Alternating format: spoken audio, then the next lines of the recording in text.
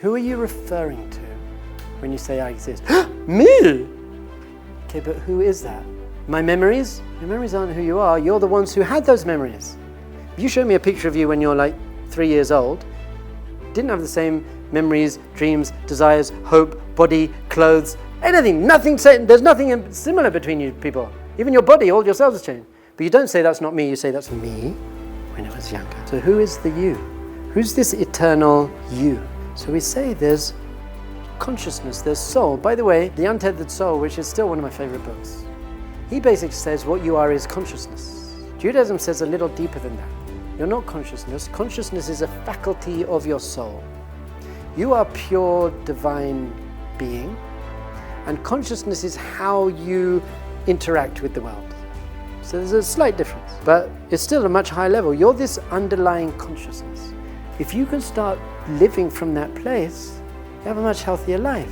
You'll be able to deal with things. So many years ago, there was a Kabbalistic book written. I actually think The Untethered Soul speaks about this as well. Michael Singer, Jewish obviously, speaks about this as well. Let's say you go to a movie and you're watching the movie. Have you ever been sitting in a movie and you are so entranced and engrossed in the movie that you have no sense of self? You've forgotten that you're there. How do we know that happens often if it's a good movie? Because people are sitting there with their popcorn like this. What are you doing? Put it down or put it in your mouth. What has happened is you're so in the movie that you've lost a sense of there's a you watching the movie. And the movie comes to an end and you're like, oh, I'm back in London, it's cold, I'll put my coat on and go home. But for that time, you were complete, there was no sense of self. If it's a boring movie, there's a sense of self. You're checking your emails and you're doing whatever you're doing. Actually, once when I was 11 years old, I went to see Dead Poets Society. Unbelievable movie. I think I became a teacher because of Dead Poets Society. So I was watching it and I was like, I just couldn't believe it. And at some point, my mum nudged me and she gave me a tissue. And I was like, a tissue? And then I realized I was bawling my eyes out. I just cried. I was so caught up in the movie that I didn't even realize I was crying. I'd lost all sense of myself. It's crazy, I think. What has happened to us is that we have been caught up in the movie of our psyche. You're so caught up in your issues and your stuff and your thoughts and your dreams and your desires. You're so caught up in the external world that you've forgotten, hold on, there's a me. There's a self.